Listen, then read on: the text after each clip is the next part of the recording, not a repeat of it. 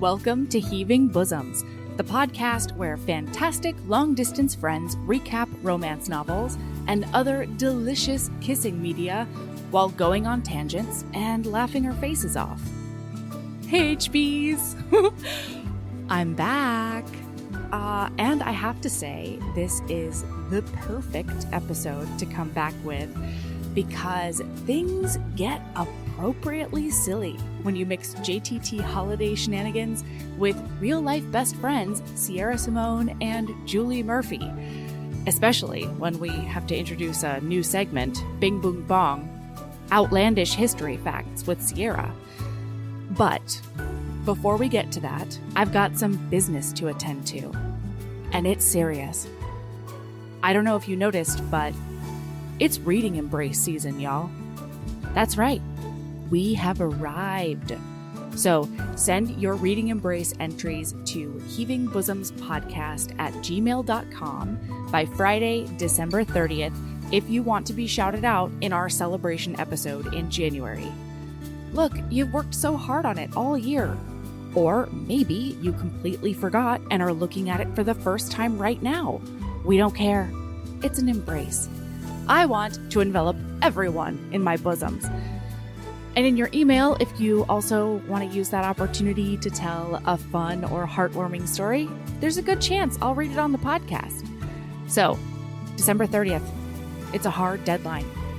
I mean, unless you have to email it late, but you also manage to get it in before we record the episode. In that case, you'll probably still make it. All right? Again, embrace energy, not challenge energy. I'll have some more announcements coming soon, so stay tuned. Oh, my actual goddess. This week, we get to hang out with Sierra Simone and Julie Murphy. They are real-life best friends, and they co-wrote A Merry Little Meet Cute, which is the Christmas book I've always wanted. There's a plus-size porn star who accidentally gets cast in a Hallmark movie.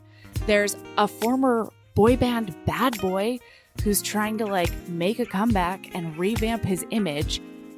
There's a dive bar called the Dirty Snowball for Rudolph's sake.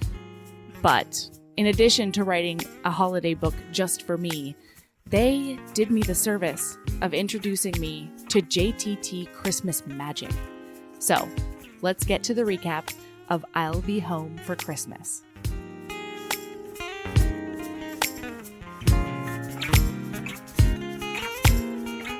Hello! Hello. We have Sierra Simone and Julie Murphy here, and I'm stoked about it. So I don't know if I told you this, but I'm a parasocial creeper, and I did know that you two were friends before. But when I heard you guys are writing together, I almost fell over. So that's kind of what I want to talk about, working with your best friend. Well, we should probably go back to the beginning, shouldn't we, Julie? Yeah. Because it's been a long and storied, hero's journey for us. Ooh. It's true. And it started with several tropes as well. Yes. Oh, I One forgot bed, about that. forced One bed. proximity. Forced Yeah. proximity. Yeah. Oh, all the best So, stories. Back in All right. 2014, when we were both YA authors, one of our friends, it was our debut year for a lot of us, and we weren't getting a lot of publisher attention because we were just a bunch of floundering debuts. Totally. And one of our friends decided she was going to rent a minivan and drive several of us around the Midwest and visit as many bookstores as we could. Oh, It was really sweet, and also something I would never think to organize myself. So absolutely. good on her. Yeah. So she called me and said, hey, I would love for you to come with me and my spouse. This is Natalie Parker and Tessa Grattan, for anyone wondering. Mhm. And then, could you, would you be willing to share a bed with this third YA writer, Sierra Simone? And I was like, I don't know who that is. And I hate strangers. And I also hate sharing rooms with people. But I don't want to say no to you because our friendship is new. And I want to be nice and play well with others. So I said yes. And, I flew into Kansas where everybody lived. That's where we were starting. And we Nice. drove straight to Sierra's house. And I said, "Hi, I'm Julie Murphy, and I snore. And I So just a said, warning." I said, that's okay. I have narcolepsy and I can sleep through anything. Night match made in heaven. Yeah. Match made in heaven. So It was really like insta love from then on out. it's so true. So yeah, it really just completely evolved, or should I say devolved from there. We spent a lot of time in the back of a minivan and sipping hot beverages and like, napping at will. And yeah, it was just magic. Oh, a book tour put together with scotch tape and a dream. Exactly. I love it. I love that. Exactly what it was. Exactly what it was. Perfect description. And so we like meshed immediately, like just immediately became best friends. And we learned through being best friends that we are both vampires. Yes. And we have vampire work habits. And so this not only led to us being sort of like virtual work buddies in the sense that we would write together at night, sprint together at night when we were both awake, but we started doing retreats with just the two of us so that we could kind of keep our vampire work hours going. Yeah. So we would have these retreats where we would find a cabin in the woods. And invariably for our schedules, it would always work out that it was around Christmas. Ooh. And so the cabin would be like all decked out for Christmas. They'd have all their TJ Maxx Christmas decorations out or whatever. And so we would sleep in as late as we wanted. And then we would wake up, a little bit before lunch and then get started for the day and then work late into the night. Right. And we would reward ourselves with Christmas movies and pie when we got all of our words done. And so that was sort of the milieu, if you will, of how the books itself started to come together. Oh Yeah, my gosh, yeah. you hot geniuses. Ugh, Christmas movies thank and you. pie. I can't. I was wondering that when we were recording yesterday, like why it was Christmas movies specifically that you had watched so many like together or talked about or whatever. And this makes a lot more sense. Yeah. Hallmark is and- the reason for the season, baby. Uh-huh. And so many of these cabins didn't have like Netflix or like anything like that, but we could always find the Hallmark Channel. Nice. So, and those play 24 hours a day in December. Yes. Yeah. It's nuts. Yeah. Yeah. Yeah. Hallmark It's- knows where their bread is buttered. Yeah. It's a very deep well. I mean, it's like when you think that, it's like one of those horror movies where like the hallway stretches on and on and on. Like that is how many movies Hallmark has. Like you will never get to the bottom of Hallmark's movie bucket. Never. And so you decided to take the Hallmark Christmas movie and make it incredible and smutty and fabulous for the romance world.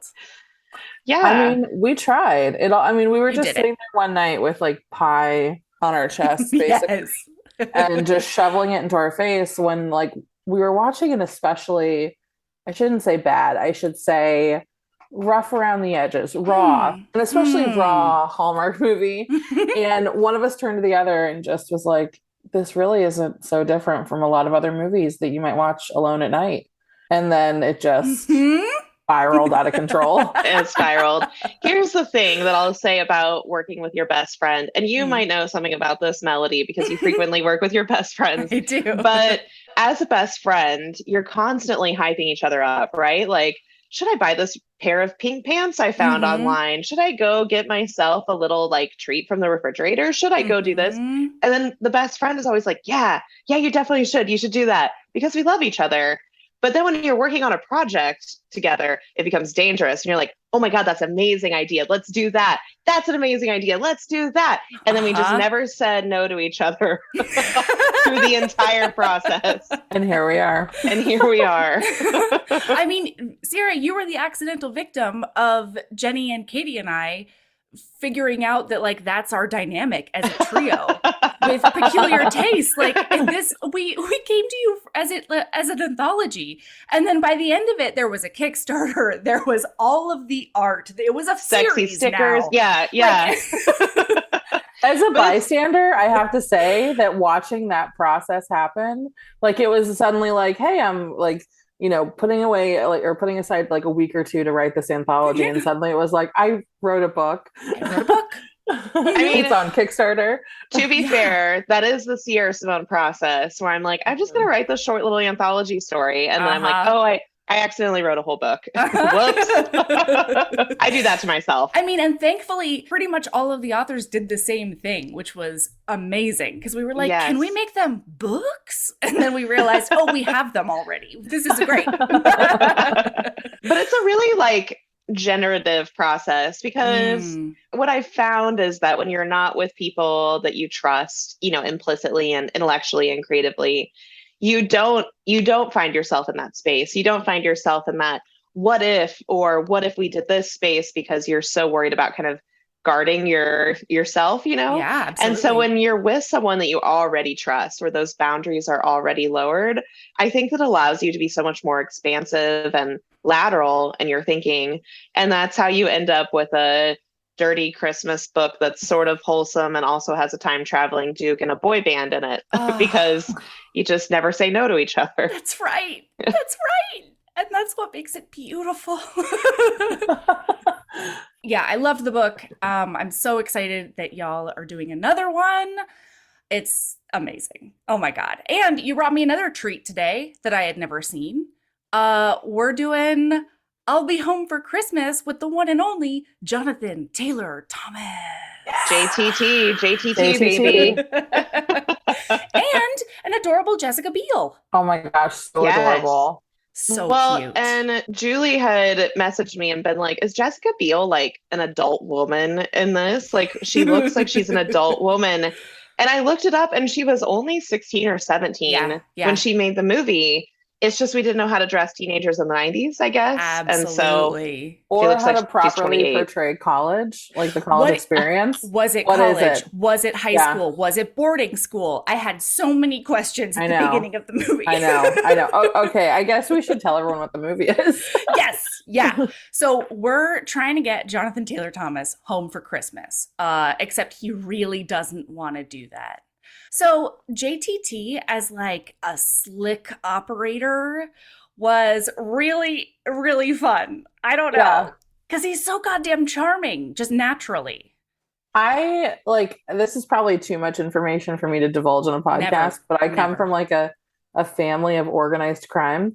And it really did something for me to see like cute little boy as a con man. I was like, oh, this is sweet. This is the happily ever after I've been dreaming of.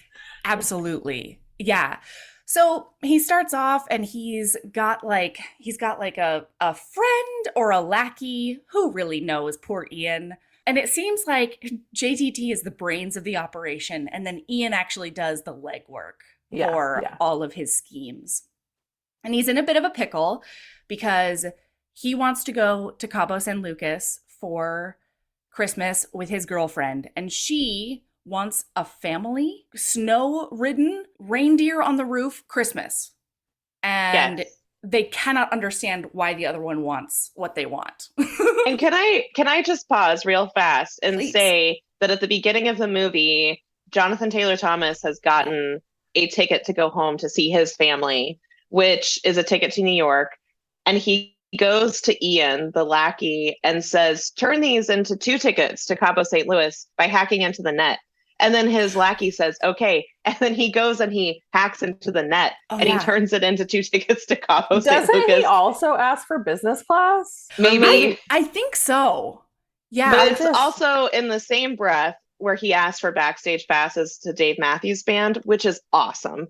I mean, that's rad. That's when I fell in love with JTT because I was a big DMB fan in my youth. So I was like, that's right. JTT knows what's up. Let's go see Dave Matthews Band.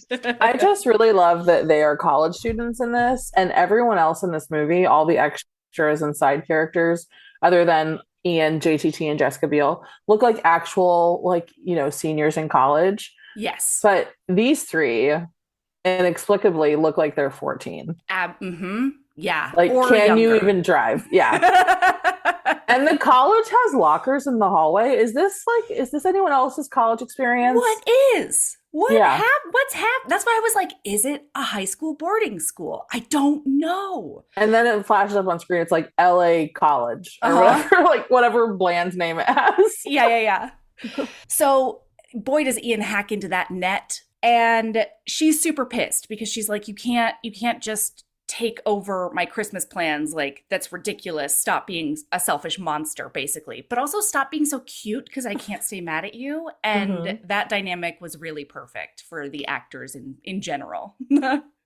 So then, as they're walking to class, there's this Eddie the man, Ed man. Can somebody explain Eddie for me? Eddie is like, okay, hear me out. Eddie is the book 2 hero. If this were a book, Eddie is the book 2 hero. Absolutely. He's like the asshole bully who every once in a while you think, oh, he could be charming. Yeah. And then he just really does some irredeemable things. But I have to admit, like, I had a little bit of a lady boner for Eddie growing up. I was like, you could be mean to me. Absolutely. I would accept it. I could watch you be mean to other people. Yeah. And Eddie is very like singular in his goal, which is kind of like a good foil to JTT, who almost has the opposite of goals. Like he does not want to do things. And so, but Eddie, all Eddie wants is to impress Jessica Biel with his car. A Pathfinder? Right? Is that what it is? A Pathfinder. Pathfinder. So he's trying to impress her as they're walking to class, and he ends up backing into a Beamer. And then he's like, oh, man. Oh, shucks. Uh-huh. And foiled. Yeah. And JTT's like, finger guns, and I'm out. Yeah. Yeah, and his singular obsession with Jessica Biel is kind of amazing in this book because or in this movie, because in book 2, like when he finds the right person for his affection, yes, it'll be over. Yes. And she does not make it easy on him. She is like, she's tough. She's like the quintessential 1999 feminist. Yes. You know what I mean? Like, don't you dare say any of these awful things in my presence. And also, let's listen to Alanis. Yes. Yeah. I vibed with her hard. Me too. All right. So then we find out because his dad calls and we find out that he hasn't been home because there is a dead mom. Poor JTT, dead mom alert. He can't really handle it. And there's a stepmom now. And that seems to be the pivotal issue as to why he hasn't come home for a while. We also learn a very key piece of information, which is that Jonathan Taylor Thomas's dad is Lumbergh from Office Space, which I find very relevant. And his little sister is Margie from Xenon, Girl of the 23rd Century. That's not here nor there. She's from. Oh my God. I was looking at her face being like, where are you?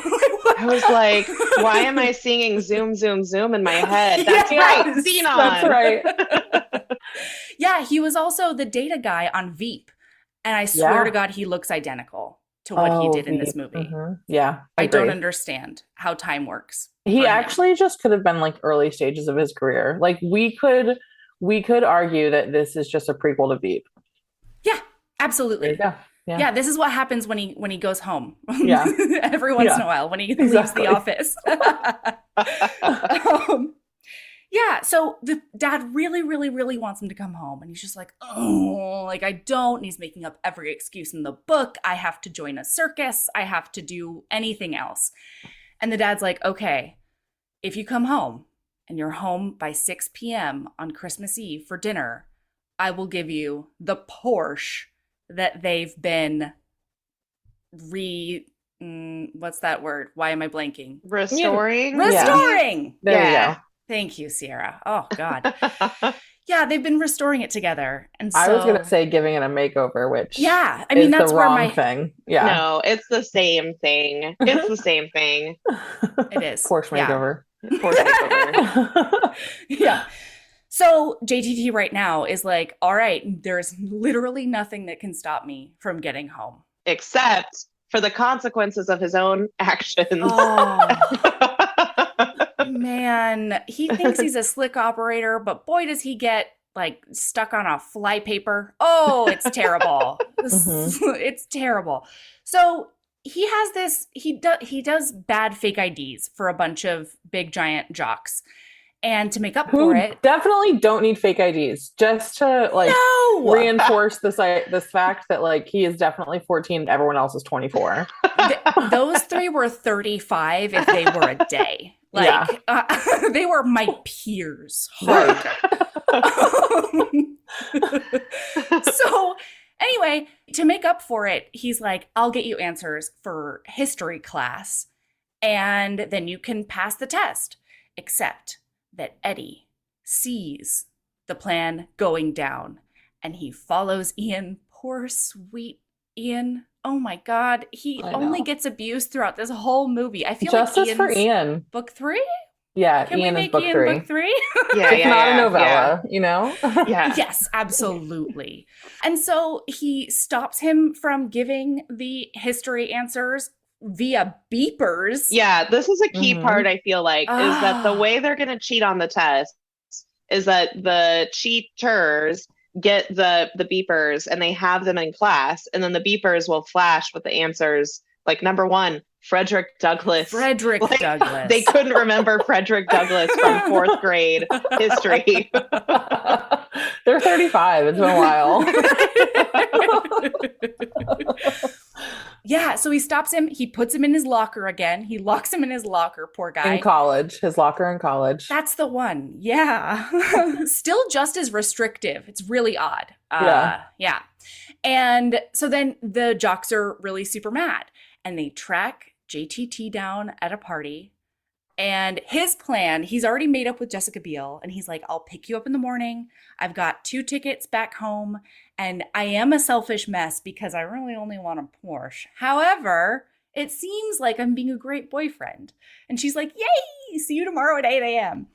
So he's getting sloshed at this party.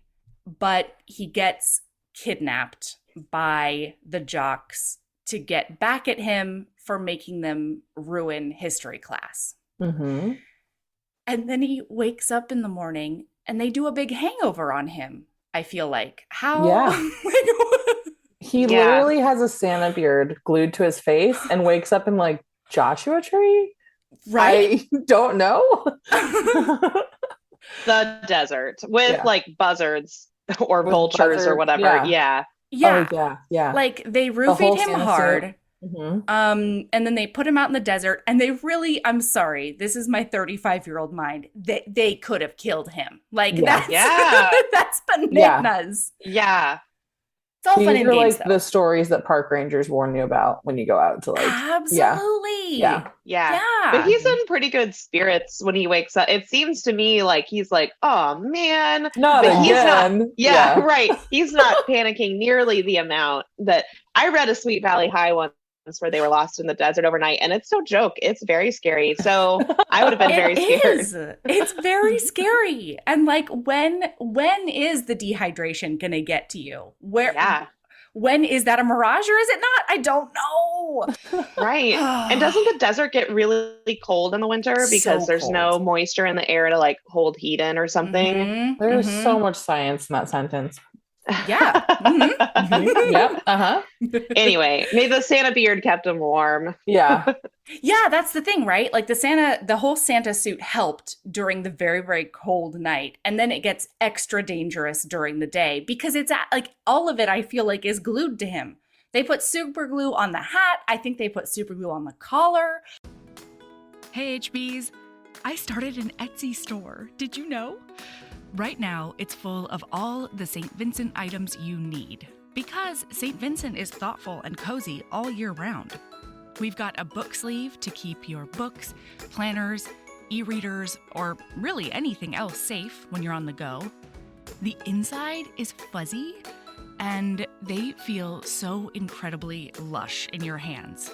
I went round and round with the manufacturers to make sure I had just the right thickness.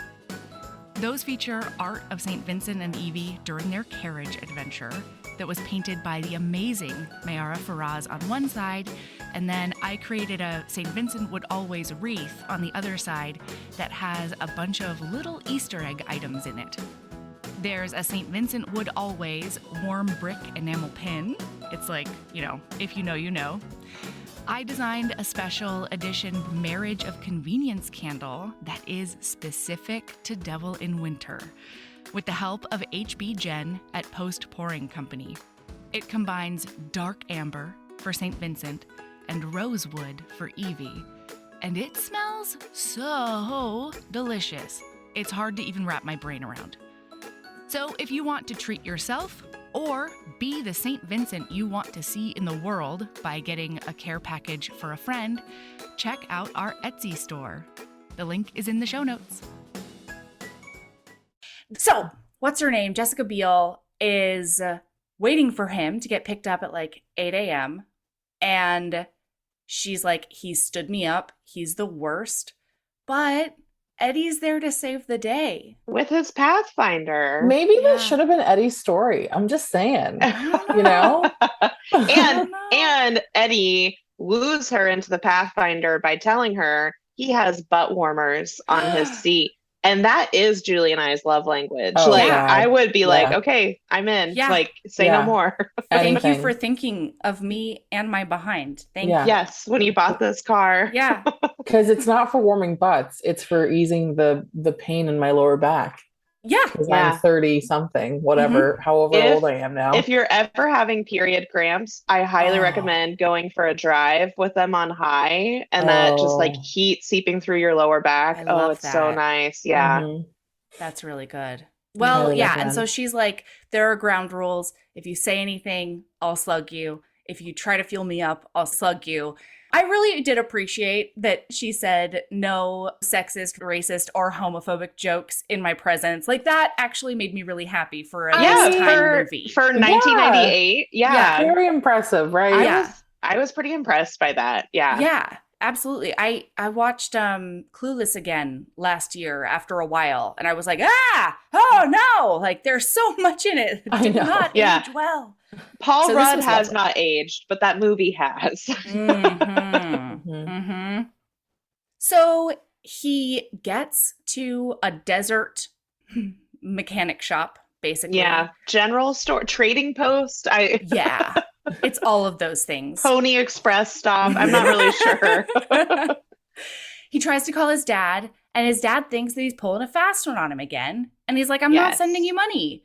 No, this is ridiculous. Like, we had a deal, get home or don't. And I appreciated that out of dad. I really thought that was really clever character work to have to have a character who's constantly telling outlandish stories as sort of this slick con man, and then to have him thrown into a genuinely like banana balls situation that he can't even explain without people thinking he's lying because he lies so much. Like, I thought that was a really good like setup for the whole movie. Absolutely. Because there's no other reason for this very privileged, very caring dad to be like, go fuck yourself, be home for Christmas or don't. Like, right. It makes so much sense. So then old ladies come to the rescue. Yes. And they're like, oh, I heard that your dad won't help you get home for Christmas. And he's like, he does the lying thing again. I don't even think he needs to. It's just like knee-jerk reaction is nutty story. So he tells them that his dad has an operation and he needs to get there to be there in time to like be there when the anesthesia wears off or whatever. And she's like, oh, sweetie darling, get into the back seat. We're going to Vegas and we'll get you that far. To see Tom Jones. We're going to Vegas to see Tom Jones. We're Jones girls. And I was like, even in the 90s, surely he was old. And they were old, but indeed, the old ladies are very old. I mean, they are. Yeah, it was one of those movie moments where I'm like, these people are no longer alive. Definitely, for sure. Mm-hmm. Yeah. Yeah, especially that one that lost her teeth. Yeah. You know, definitely not around anymore. No. No. Yeah, so shenanigans ensue in the car. He's not feeling well because he was drunk and or roofied the night before. And his beard gets ripped off, though. Oh, my God. They rip off his beard. And I just have to say, it does not look like he's had permanent adhesive stuck to his face. No. That was movie magic JTT. Yeah. He has every single layer of skin still intact. and it's not Yes. physically possible. Yeah. Right. Yeah. Dewy and moisturized. Mhm. Yeah. Yeah, so he ends up like throwing up in the car because the old ladies are being old with like pickles and teeth and stuff. Mhm. Can't handle it, throws up in one of their handbags and gets kicked the hell out. Which I was like, good on you, old ladies. Mhm. Yeah. Way to have good boundaries. Yeah. Don't I throw agree. up in my mom's purse. That's a good boundary for all of us, I think. Yeah, absolutely.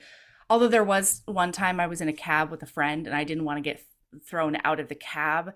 And so she was going to throw up and I did just put my purse underneath her. Oh, that's so some that self-sacrifice. she could puke into my purse. I would never wow. let someone forget that. No. I mean, like, you're paying for every Airbnb, every girl's trip from now on. Because you puked in my purse. That's Yeah. friendship. Yeah. Friendship. That's Yeah. love. That's definitely You're- friendship in college. Real ride or die. Real ride or die. So when he gets thrown out across the giant highway with, 4 lanes of traffic or whatever, he sees Allie stopped at a little roadside farmer's market situation. With Yeah, like buying Eddie. avocados or something. Yeah. Right. Just Yeah. on a road trip, gonna buy a watermelon Can or we- like a Can I cantaloupe. just pause for a minute and say, who drives home for Christmas when you're literally driving from coast to coast? No one. Because that's, if you combine those two like the whole round trip, that's half your college, that's half your Yep. winter break. Yeah, Yep. So for real. I'm Mhm. I'm really interested to know the philosophy behind like the drive versus the What? flying. Yeah, maybe Eddie is scared of flying or something. Ooh. Yeah, he I like has to that. overcome that in book 2. Mhm. Yeah. Yeah. Oh my God, he ends up flying Hey. for her. It'll be his Or grand him. gesture. Yeah. Oh, Yeah. yeah, I like it. Oh, man. Okay. Like it. I'm really glad we wrote this together. Yeah. So Eddie sees JTT and he's like, "Ah, get in the car, we gotta go." And she's very confused because she did not see the Santa across the way Mhm. that looks suspiciously like her boyfriend. And he's like, "No, please stop." And they don't. Mhm. So he ends up trying to hitchhike and he's out there for like, I don't know, a day and a half. Like it was. Yeah. It was Yeah, a and long time. he's like to mountains somehow. Like he's Somehow, like but Colorado. yeah, Yeah. like I wasn't sure what mountains he had gotten to by this point, but he's to some mountains Mhm. and he has to sleep in a sleigh one night, like the town square's decoration of like a Santa Claus sleigh. That was so and then- cute. It was cute. He gets kicked out in the morning. And replaced by a stuffed Santa, like by the Santa that is actually supposed to sit there. Yeah, and he had thrown the stuffed Santa out. I'm sitting there with my 6-year-old, and when that stuffed Santa poked at him and looked like it was talking, both of us had a frightened reaction. And like that makes sense for him, okay? But I'm a grown ass woman. Yeah. Anyway, somebody was holding that stuffed Santa, and it wasn't Yeah. nearly as scary as I thought it was. I thought this had turned into like an animatronic nightmare. I don't yeah, yeah. know. It really got me. It's like an episode of Doctor Who where like the stuffed Santas come to life Oh and like God! Oh, it's like that mannequin episode. Oh, Oh, Yeah. yeah. Yeah. That's a good episode. It really is. Yeah, and so he's walking on the side of the road, and then this disaster criminal, this sweet disaster criminal, decides that it's more important to get his one slice of tomato off the floor in the passenger side footwell than like drive in the snow. It's fantastic. It's shenanigans. It's total shenanigans. Yeah. He nearly hits him on the side of the road. He stops and he's like, "I've killed Santa. Oh my God." But then he finds him 30 feet. If it was an inch, like he slid so far. It was amazing. But then they get into the car and he's like, "Oh yeah, I'll get you as far as this place or whatever." Okay. Jonathan Taylor Thomas is like, "It's been 2 hours. Like, I can't have this conversation about how you almost killed me again." And meanwhile, he's still holding the same burger and the same one slice of tomato. And I just loved it. I don't know. I just loved it. I found It out was to love be his very commitment hard. to Burger. Uh-huh. Yeah. He It was maybe kinda he's hard our for me. novella. Ooh. Really? I was gonna say I cannot get a read on this criminal character. Like his motivations, other than sandwiches. Like he reminds me Yeah. of this kid I knew in high school who used to steal perfume from the perfume store in the mall, but had no plan for it. Like would just have a trunk full of perfume. Like he didn't know what steps came next. He just knew to steal perfume and then was like, I don't know. And then he just had a trunk full of perfume that he would give girls he Incredible. was trying to date. I mean, you I mean, know. I think that's kind of sweet. Kind of, Yeah. I'm broken. Is I He think got there. the story. Yeah. Julie. You're like, oh, crime? Yeah, crime. Crime Can for someone say me? crime? Yeah, so they get pulled over because they speed to try and catch Allie and Eddie, who they see on the road. Who, by the way, Allie and Eddie are listening to one of my favorite Aqua songs in the Ooh. car. Yeah. Yep. So they're jamming out to Aqua. Mm-hmm. And I think that Mr. JTT Jones, literally Mr. Jones. says, oh my gosh, it's so good. I think he literally says, like, follow that Pathfinder. Yes. Yeah. Follow Yeah. that Pathfinder. It's perfection start to Yeah. finish. Yeah. Oh my God. So in order to get out of this ticket, JTT jumps into the driver's seat, puts on his beard, and he's like, hello, officer. Oh, we're just speeding to give all of these presents to a bunch of kids. And the criminal sitting next to him is like, no, I was going to a fence. And JTT is like,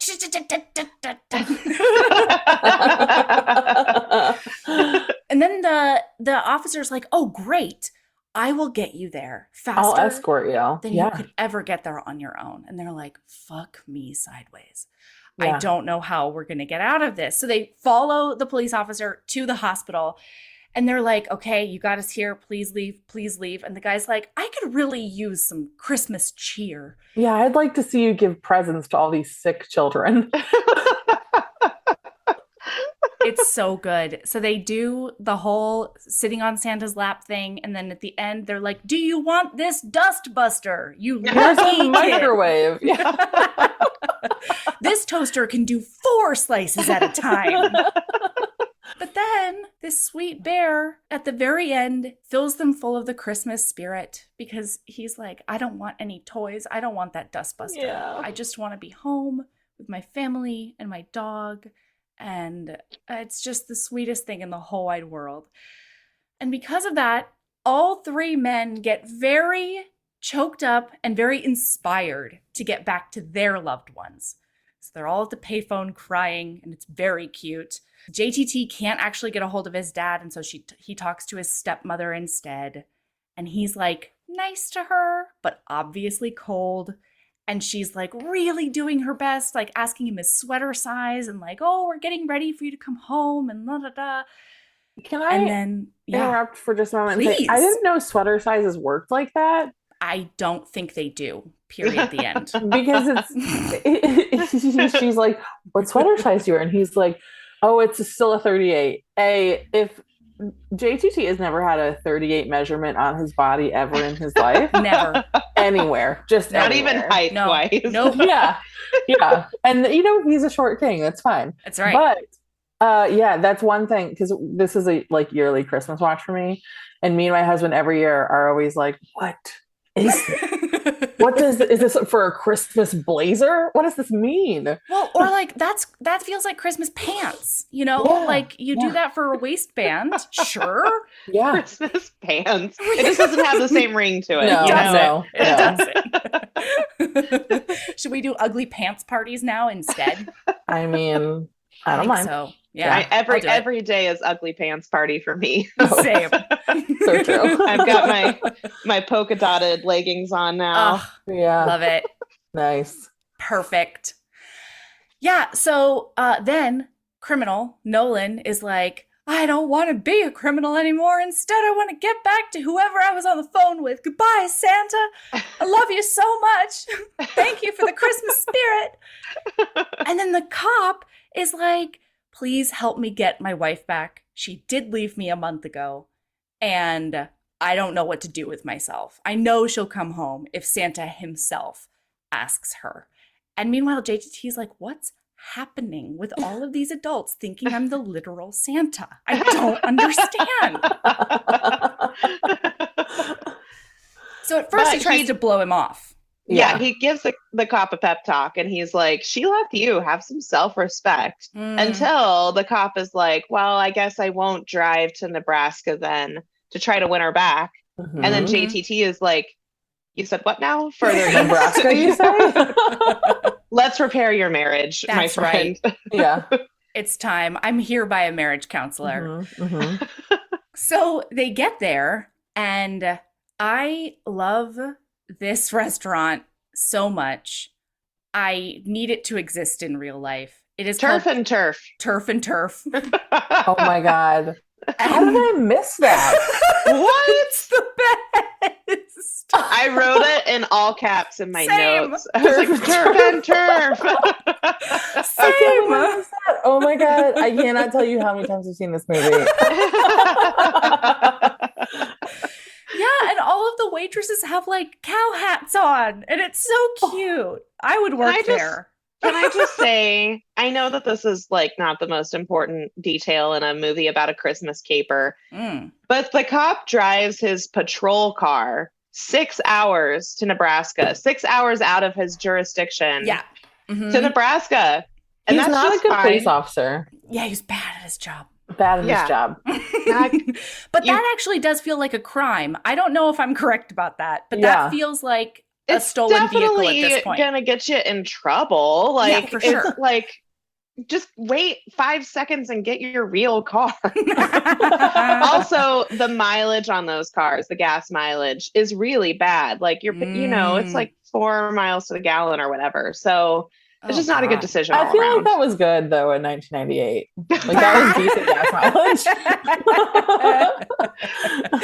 Fair. Yeah. The late 90s for any younger listeners was really the era of SUVs so massive that you had to power them with like, you know, the like Venus rockets that NASA used in like their early days. Like yeah, and then like the Hummers were actual diesel.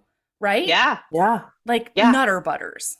I mean, huge. I just remember like parking lots, you know, like all of the asses of these SUVs would be hanging out of the back lines of these parking spaces. Yukon. Oh yeah. Excursion, expedition. Yeah. Like, oh my gosh. Catch that Pathfinder. The 90s. Yeah. So he goes into the restaurant and he's trying to get Marjorie to come home. And Marjorie's like, I know, I love her. Oh my God. She deserves so much better than this disaster asshole. It's fine. Her cheating husband. So you learn that she has fled to Turf and Turf as a refuge because her husband kissed his ex-girlfriend. In front of her. Yeah. Like, oh, you didn't tell me that, officer. Yeah. Pipsqueak. Salient detail there. Yeah. She's got a real good reason to have abandoned you. He had a 6-hour drive to Nebraska to explain that. Yeah.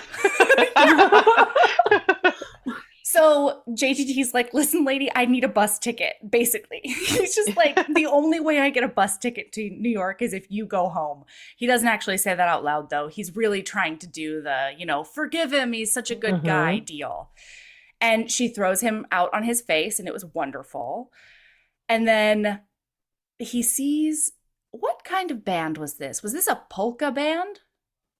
What kind of, I don't know. It was like there was a fiddle, I think. Yeah. There was some good stuff happening. Don't get me wrong. With instruments. As someone from a part of the Midwest that is famous for turf and turf, shall we say, it did very much feel like the Midwest is written by someone who has never set foot like in the Midwest. And they're like, okay, the Midwest, polka, fiddles, cows. All right, we're done. That's the Midwest. Yeah, but my son has not stopped singing this song since the movie has ended. JTT gets this band to back up the officer as he frantically writes lyrics down on his ticket pad and then hands it to him. And he's singing, oh, Marjorie, I need you to come home. That song is a forever classic in my head. It is. By the end, he really gets into it, and she's crying. By the end, it gets saucy. Yeah. The end lyrics that JTT does not write is him being like, I'll make it up to you on the velvet skirt of the Christmas tree. And all of the diners were also into it. Yeah. Very into it. There was by the end, everyone in the restaurant is invested in the outcome of this. How could you not be? I know. And then JTT's like, and now get down on your knees. And so he sings, and yeah, get down on your knees. Did you see the beautiful look of excitement on that man's face when he thought he was supposed to tell his wife to get on her knees at that moment? But no. It was definitely, you know, when you give decorations to a cake decorator and then you're like, write happy birthday in yellow or something. And then they put write happy birthday in yellow and icing on the cake. That's what it felt like.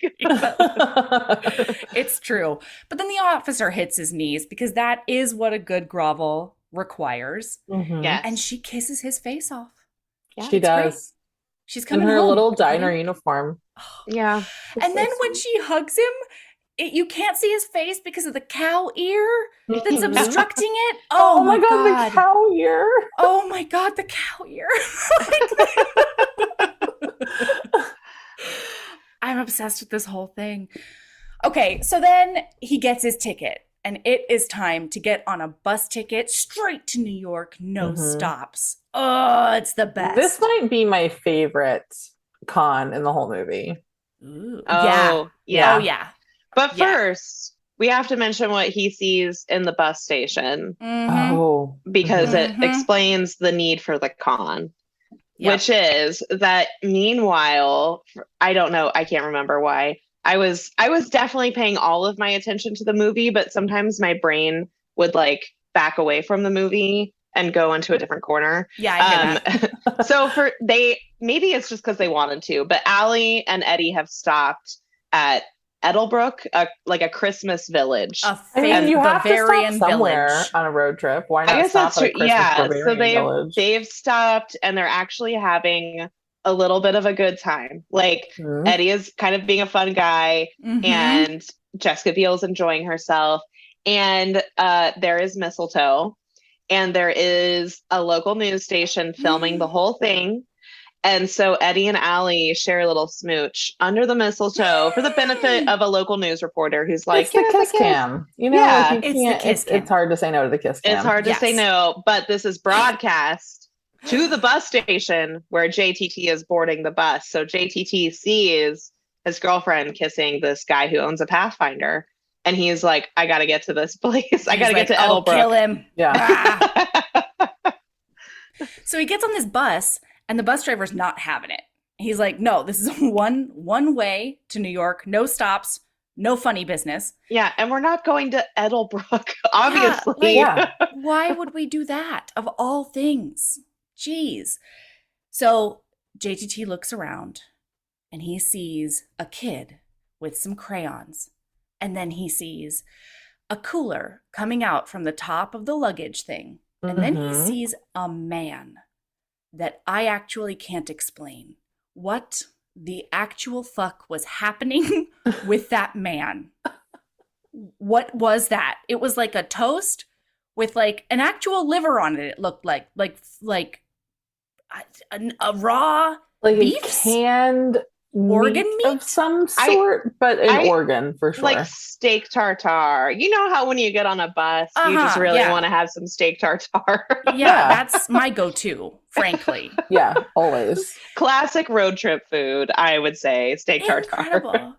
And so my favorite part is that we just get that to a cutscene of JTT finishing the top of his masterpiece. So we still, to this day, years later, have no idea how JTT wrestled that organ meat out of that man's clutches. How did he do it? I don't Was know. there more? There had to be more. Surely he had his steak tartare, had a nap, and then JTT took act the backup steak tartare. of the steak tartare. Yeah. Okay. The backup stuff. Absolutely. I mean, it was rough since the guy was carrying it in his back pocket. Right. Okay. As you do. As one does. That's traditionally, that is the way you would store such things, right? Is it tartare that you would actually store it underneath the saddle of your horse while it was raw? Oh my Ma'am, God. I thought this you was were a bit. making a joke. What is it? Not a bit? Is this Stop. real? You have to stop this. I don't know. I don't know if you're I- teaching me something or pulling the wool over my eyes. I am so sure that it's tartare that traditionally was stored between the spine of your horse and its saddle. I know I'm right. Something to do with the saddle. No, you're right. That is the traditional saddle pad. That's how my Nana taught me. Absolutely. Wow. Every time you do something like this, I have to remind myself that I chose this life. I chose to be friends with you. Oh my God. We all learned something today. That you think is true. Anyway, so maybe this man was actually like an invading horsebound barbarian who was just storing his meat the traditional way. Yeah. He lost his trusty steed. He had to come up with a backup plan. Get on a bus. It was a bus. Get on a bus, take that saddle pad. So JTT gets the cooler, the crayons, and the steak tartare, and we see him writing out what does it say? Organ donor something en route. Allie, whoever needs this liver, get me their stat. Yeah, it's a heart. It's supposed to be a heart, and it does look a little bit like a heart. Yes. So JTT, the hero he is, does he just set it in the aisle and then someone else sees it? Yep. Yeah. Yep. Someone else sees it. Nice lady next to him is like, "Oh my God, is this yours? Are you on this beautiful mission to save a young girl's life?" And he's like, "Oh, well, I'm glad someone noticed." Dusts his shoulders off. And so now the whole bus is behind him.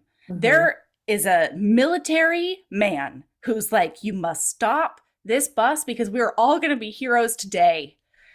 And the whole bus pressures this bus driver to go to Edelbrook or wherever the hell they are. Oh, hey, HBs.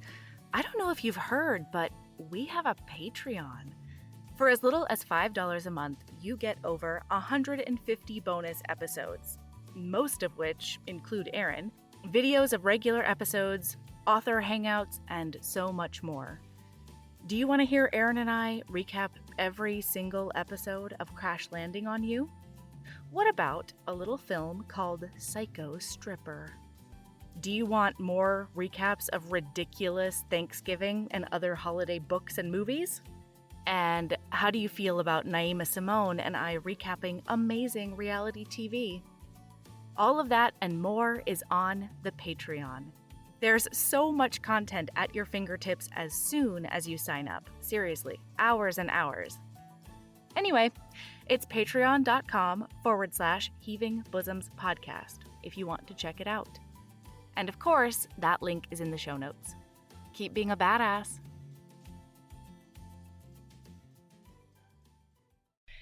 And Jessica Biel and Edman have been put in the honeymoon suite together. There was only one room left. There was Uh-huh. only one room left, and it happened to be the honeymoon suite. And there was only one bed. Yeah. It is really cute, though, because she's like, "Wow, I never thought I would feel so safe with you in the same bed with me."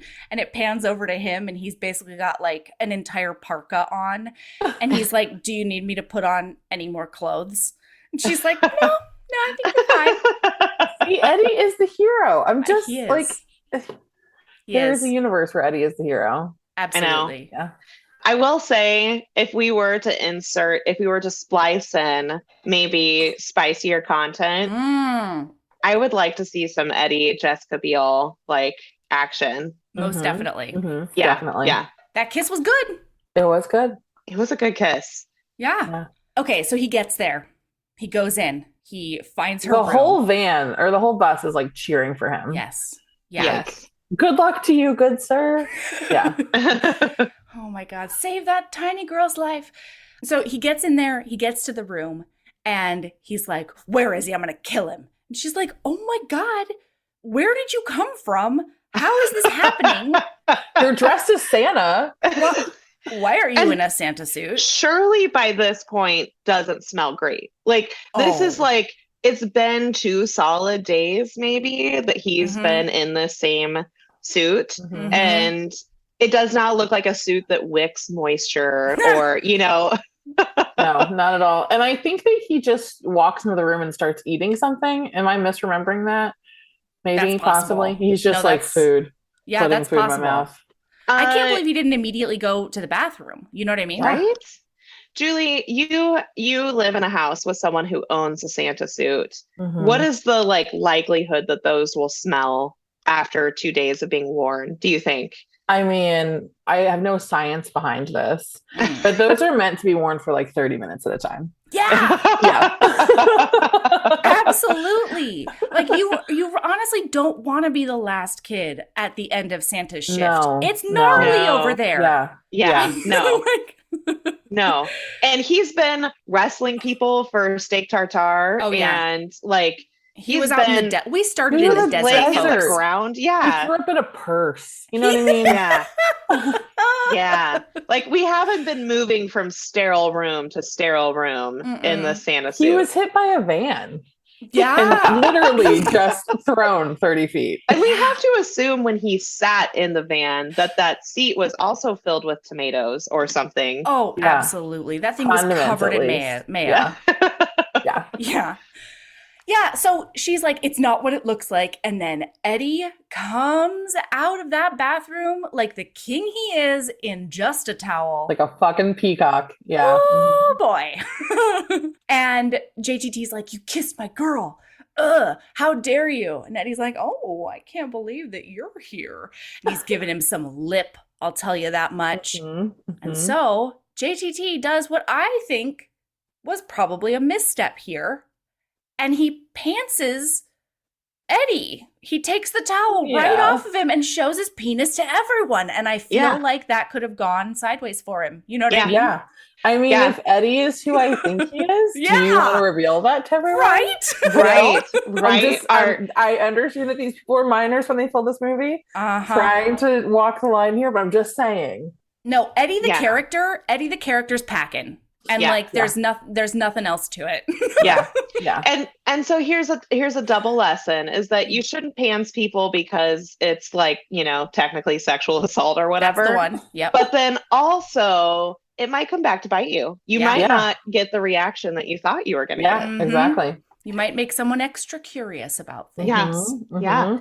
Anyway, we can't be sure. There was a strategic phase. This is a Disney movie. I watched this on Disney Plus. So there's not actually any nudity. You just know that the towel is gone. I didn't watch this on Disney Plus because I own it, which is something I'm choosing to admit. Did you own it as a young person, Julie? Oh, we've gone from VHS to DVD, the Blu-ray to a digital copy. Was this in one of those like white, I want to say almost like puffy cases, you know, that Disney had where they were like stiff? The clam cases. Yeah. I think that those are only reserved for like animated Disney features. Oh, okay. Because like Heavyweights didn't come in one. What's the Big Green? Does anyone remember that one? No, I don't. Oh man, I'm just going into like Disney live action. I love it. Like movies over here. There was like JTT was in this like Huck Finn movie. Ooh. That's a choice. That also had a clamshell. I felt like that was Disney. Yeah, it had like, God, who was in it? I should say that my VHS copy was probably also like one of the ones you buy from Blockbuster that's like in the old Blockbuster case. Yeah. So we didn't have a lot of the puffed clamshell. Elijah Wood. Our blood wasn't that rich. Anne Heche, Ron Perlman, Robbie Coltrane. Sierra Simone. Where are you going? God. That's who's in Huck Finn with JTT, right? I do have a Yes. quick research note to add in. Yes, please. The dish steak tartare originated with Genghis Khan's Mongol warriors Okay. who conquered Europe by They horse. rode a lot of horses.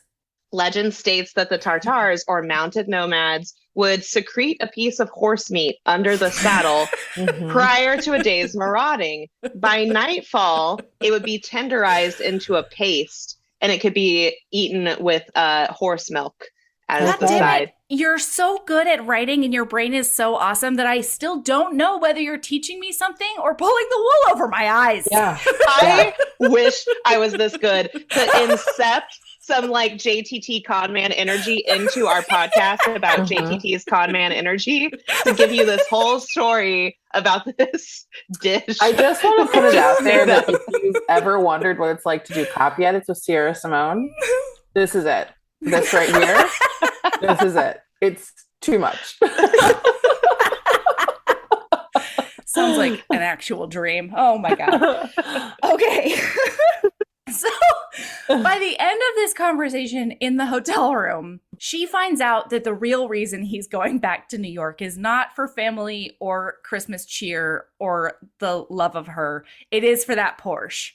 And she's like, you didn't change at all. You're the worst. Actually, I have to read what she said because she steals his seat on the bus. Yes. And as her mic drop moment, she says, I can't take fake remorse from a fake Santa giving fake apologies. You might be a fake boyfriend, but you're a genuine butthole.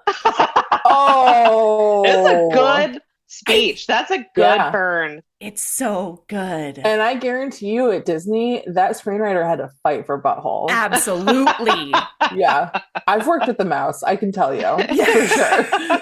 Yeah. Oh my God.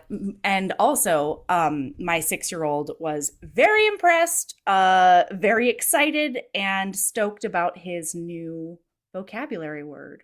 So that's going to go over well. Who doesn't love a good with butthole the insult? grandmothers? Yeah. Yeah. Wait till he takes it to school. Oh, You know? man, that's going to be a treat. Ooh, so good. So then he and Eddie bond over ladies being ruthless. It's very cute and very funny. He gets in the car with Eddie and they're like jamming out to whatever boy music they're listening to. Mm-hmm.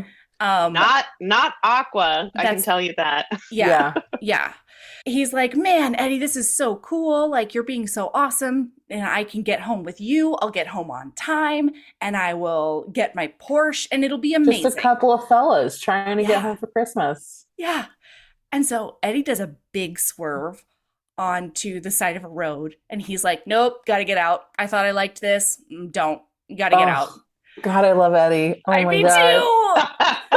And his reasoning is that, first of all, helping someone would be bad for his reputation. It's off brand. It's off brand for Eddie, and he's all about his brand. He knows.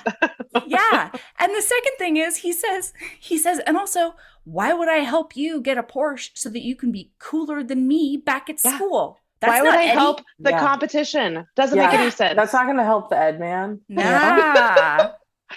Oh man, I can't believe that it took me until now to see that Eddie is actually like Julie Murphy catnip. I knew JTT was, but Eddie, I should have known. Listen, the third person thing, I just can't help. I find it hilariously charming, and not in like a I'm so charmed, you're so smooth kind of way, but just in like, I'm smarter than you and I like this feeling. And also I like watching you peck at the ground and try to be cool. You know? I just like them big and dumb. And Eddie with fits the bill Pathfinders. so nicely. Yeah. Oh, it's so good. So now the only way that JTT is going to get home is if he wins this Santa race. All right. Of course. Yes. There's a small town Santa race and he has to win it. There's a guy who buys his entrance because JTT tries to make up a story about his receipt getting burned down in his whole house. It does not work, though, because he's losing his touch, man. Yeah. The further he gets to the East Coast, the more he loses his touch. The longer the Santa suit stays on. Yeah. That's true. No? Mm-hmm. Yeah. So this guy buys his entrance and they're running the whole time. They get to the end And JTT like loses his hat. You have to have the hat on in order to cross win. the finish line. Yeah. And so, P.S., it's been shenanigans up until this point. Like, there's a Santa crash. There's a lot of nonsense that's happening. There's one Santa that's in like a spandex Santa suit, and he's like the athlete who's gonna win the whole thing. Yeah. But then he gets cocky and he runs into a Santa sign of some sort, sign that's pointing him to the North Pole or something. And so then the nice guy is like, oh no, that Santa has lost his hat. I have to look back at him and be like, is he okay? And then JTT picks up that hat and sprints and gets by him right at the end and wins. And it's $1,000 cash prize. And it's $1,000. This is the point where my husband came in and sat next to me and then started offering his, his logical, middle-aged man commentary on everything. And he was like, why did the mayor slow down? Like, why did he slow down? Why did he look back? Why didn't he just keep running? It's like, because it was in the script, son. Like, it was in the script. I don't know what to tell you. He's just a warm-hearted, good guy. He just wanted to make sure JTT was okay. By the way, JTT's Santa hat was glued on.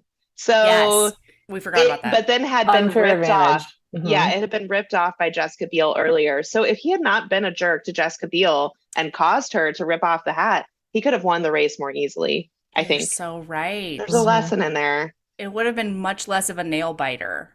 Yeah. So then he gets in a cab after he gets all of his money, and he's back there and he's just like counting his hundos. He's very proud of himself. And then the taxi driver's like, oh, you beat the mayor or whatever?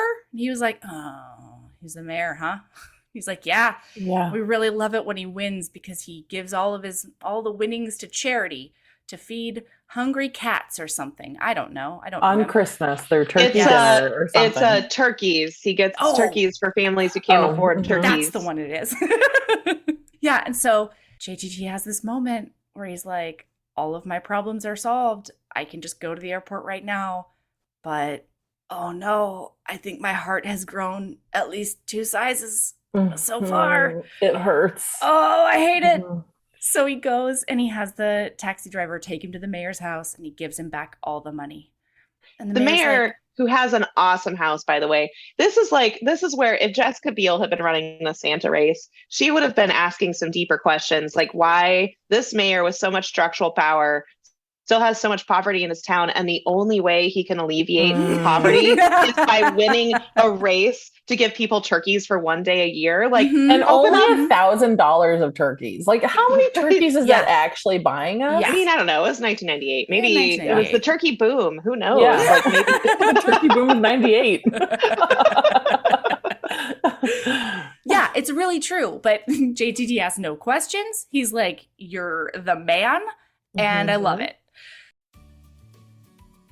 Oh, hey, HBs. I don't know if you've heard, but we have a Patreon. For as little as $5 a month, you get over 150 bonus episodes, most of which include Aaron, videos of regular episodes, author hangouts, and so much more. Do you want to hear Aaron and I recap every single episode of Crash Landing on You? What about a little film called Psycho Stripper? Do you want more recaps of ridiculous Thanksgiving and other holiday books and movies? And how do you feel about Naima Simone and I recapping amazing reality TV? All of that and more is on the Patreon. There's so much content at your fingertips as soon as you sign up. Seriously, hours and hours. Anyway, it's patreon.com/Heaving Bosoms Podcast if you want to check it out. And of course, that link is in the show notes. Keep being a badass. So he's stranded again. He has no money. And he calls home and his sister answers the phone. His little sister, she's the precocious, smaller one. It's very cute. And she's like, man, you really are like kind of dicked out there, aren't you? And he's like, yeah, it wasn't a story. Like, I cannot get home. So she's like, I've got some piggy bank nonsense, because when your dad works for the vice president, you have That's right. bank. Veep. Yeah. I Yeah. mean, and they're not living in a bad house. I mean, I cringe looking at it because I grew up in houses like that, and I'm like, the wallpaper, wow. the spindles, everything. But it's a nice house out like in the New York City burbs. Like, no one is doing that bad for themselves in this family. And like so her of the birthday two, money is good. Yeah. Like she's definitely like squirreled away her money while JTT has been like gambling his money away. You know what I mean? So she's got enough stored up to save the day. It's really cute. So she buys. She would be like, she would get her own book, you know, like a book 3 or book 4. Like she's definitely book 4. When she goes to college. Yeah, she would go to college and get her own book. Oh, I love. What if book 4 is? Oh no, I can't say this out loud, but I will. What if book 4 is her and like Eddie, but she's definitely like over 18? You know what I mean? Yes, she's in college. He's older. Yeah, like at an internship. Oh my god. It's writing itself. It's writing itself. This is a problem. See, my first instinct was Ian after a glow up. But yeah, I think you're right. Oh, yeah. That's true. But plus, brother's enemy is so much better than brother's best friend. That's what I'm saying. And we would be pining for Eddie's book. Yeah. If you like seeded him into book 2 and 3, the readers would be like, what the fuck? When does Eddie get his book? And then he gets it. This is definitely how Peculiar Taste happened, by the way. Yes. This is literally how it happened. Zoom calls gone wild. I just have to say, I think Ian is destined to end up with one of the jocks. He like helps them with homework or something. Oh, yes. Yeah. Oh my God. Wow, we're all so smart and pretty. I know. Let's write a book series. Yeah.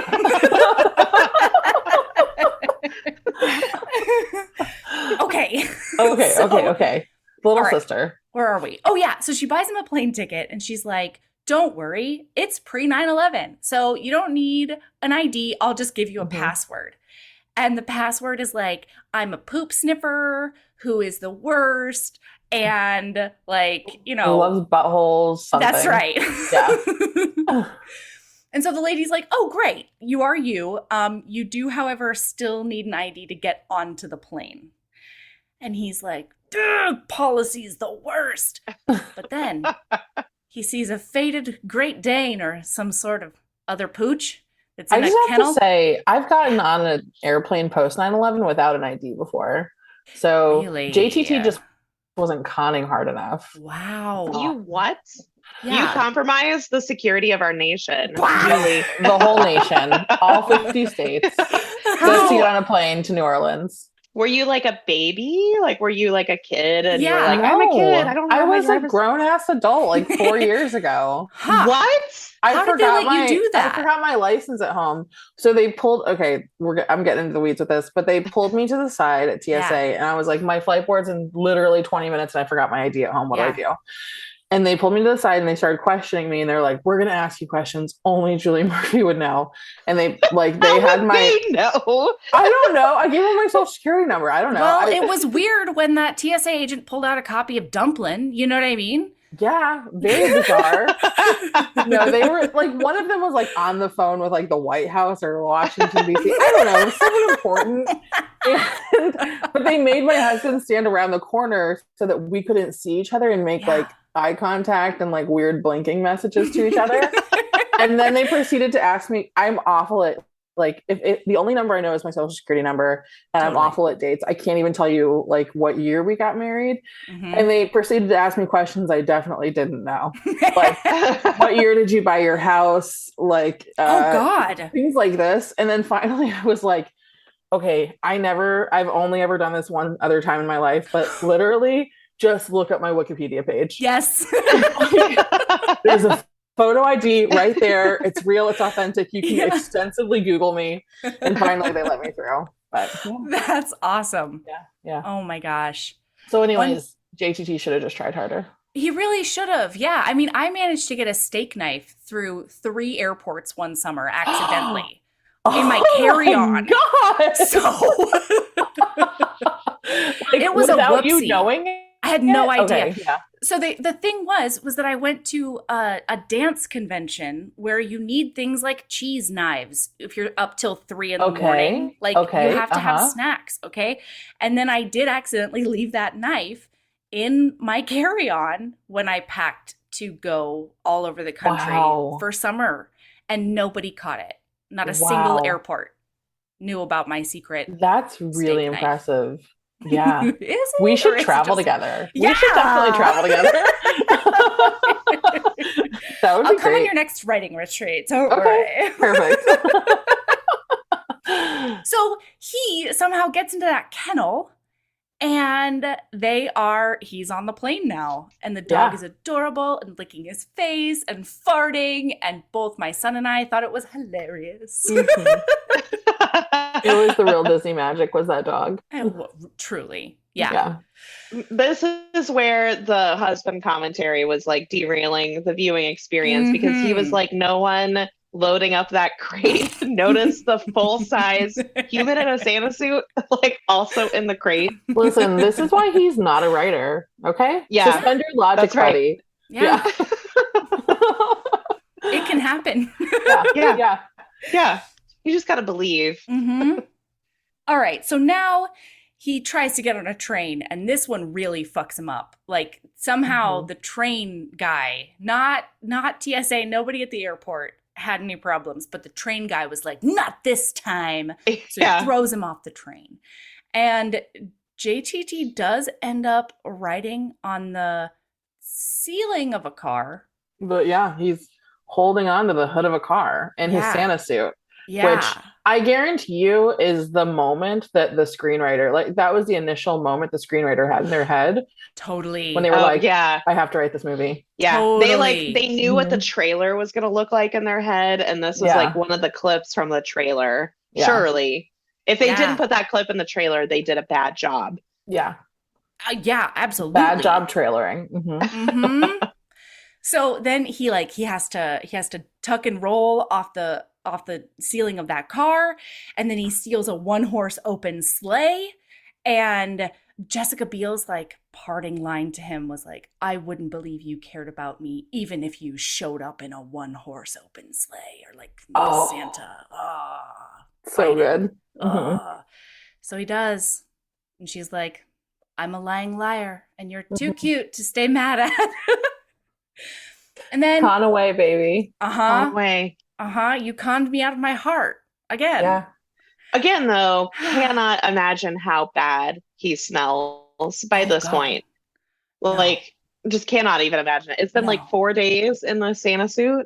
Yeah. You should know that like one of Sierra's like big pet peeves is like daily showers and changing her clothes like every day. Like if we go on a trip, there's no reusing anything. Wow. You know that as a form of sort of like primitive deodorant that like aristocrats in the 1700s would just wear mini linen underlayers. Yeah. And the way that you stopped yourself from just being the smelliest person was by changing those linen underlayers, because the clothes that are closest to your skin absorb the bacteria that make you smell. And so it's important to change the clothes that touch your skin. That is like half the battle towards not smelling. That makes a lot of sense. That makes sense. It does. Yeah. Old-timey science, man. I'm into it. I actually learned this from a Mary Roach book. If people don't read Mary Roach books, highly recommend. They're the most fun and the best. This one was called Packing for Mars, and it was all about space travel and like how are astronauts going to be up in space and not smell the worst. Anyway, Mary Roach, they're great audiobooks. Awesome. Yep. That's really cool. Yeah. So then he and Jessica Biel go to his house, and she's like, wow, it's 5:59. I guess you made it here on time. Good job. And he's like, why don't you be a dear and tell me when it's after 6? She's like, I've changed, baby. I'm a changed man. That's right. I had hashtag character development when I gave that money back to the mayor. Yeah. You know? I've grown as a man. It's so cute. And she's like, you've never been sexier. And she's right. Yeah. So they go into the house after 6. The dad still tries to give him the car. And JTT makes his parental dreams come true because he says, no, it's not ready yet. We're going to need a lot more Christmases together before that car gets its full glam up makeover. Yeah, before it gets its full, like, TLC makeover. That's the one. It's ready for its face reveal or whatever. Yes. Yeah.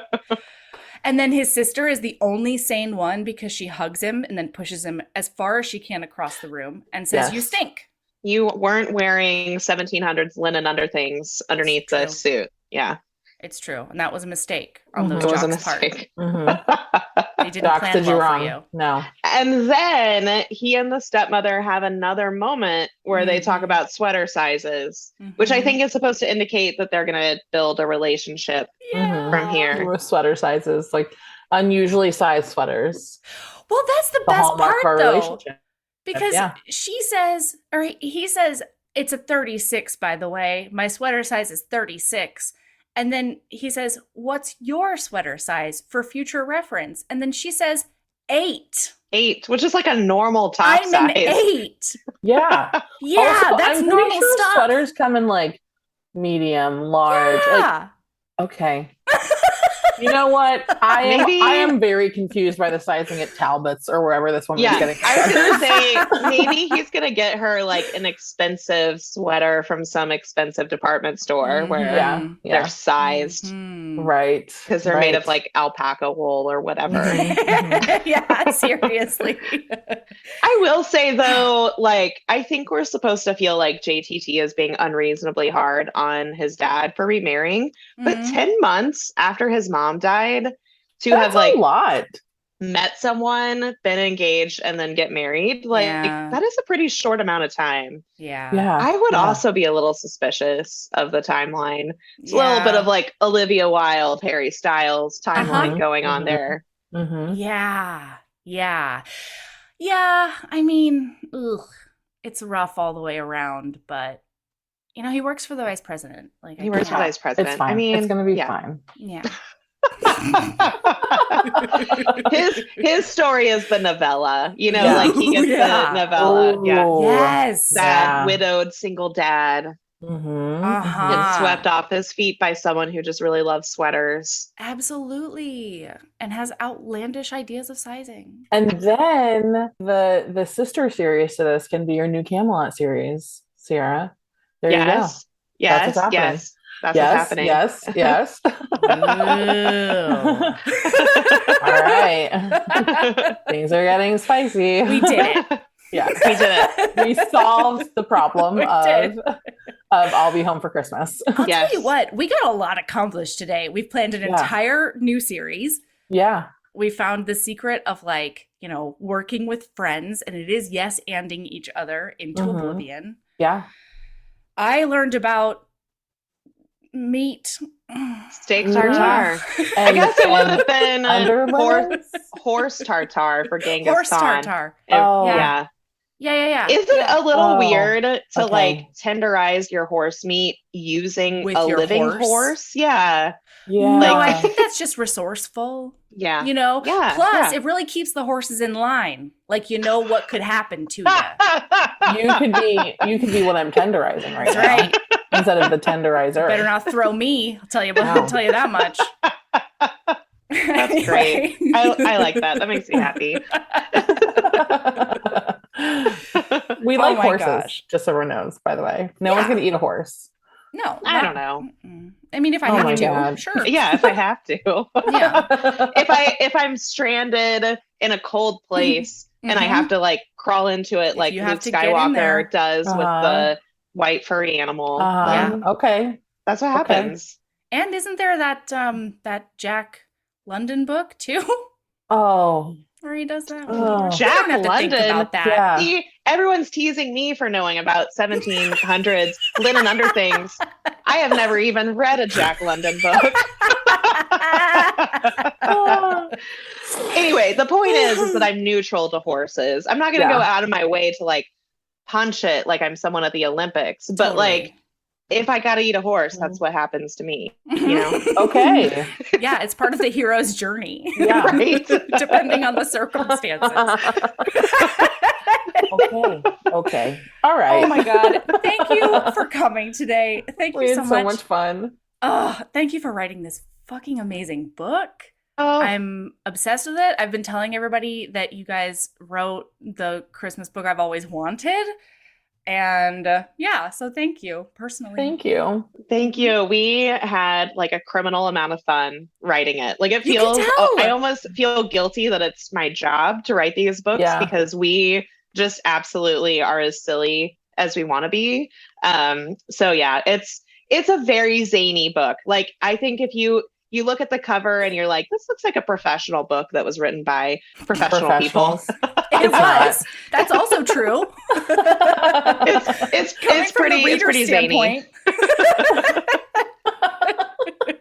We were just, and there's no asides about steak tartare. I can promise that. I did spare everyone At that least not in book this one. I did. Yeah, I'm kind of hoping book 2 has some footnotes or something. You know what I mean? I don't Yeah. know. Sierra Yeah. Simone footnotes. I mean, Sierra Simone's footnotes are probably literally footnotes. Yeah, that's true. That's very true. Listen, you can add a little fetish in there. It's fine. That's good stuff. Look, Oh. Melody said so. Don't you worry. So, Yeah, Melody said so. It's done. It's done. so the gloves are off, Julie. Oh my gosh. Okay. Thank you. Thank Thank you. you. Yeah. I'll talk to you later. All right. Bye. Bye.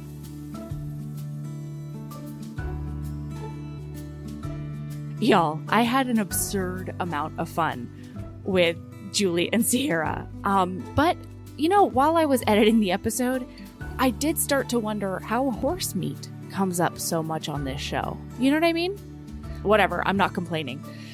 So thank you for listening. My lady love for today is take a break if you need one. I was incredibly nervous about taking this hiatus, but it's given me so much energy to put back into the show and the HB community overall. Next week, I'll be back with Jen Comfort, recapping that new Lindsay Lohan Netflix Christmas movie, Falling for Christmas. And I don't care what anyone says, I'm so fucking stoked to watch it. If you want more of Heaving Bosoms, including giveaways and some sneak peeks of exciting things to come, head over to patreon.com/Heaving Bosoms podcast. All right. Keep being a badass and love yourself as much as you love back pocket steak tartare, the traditional bus snack.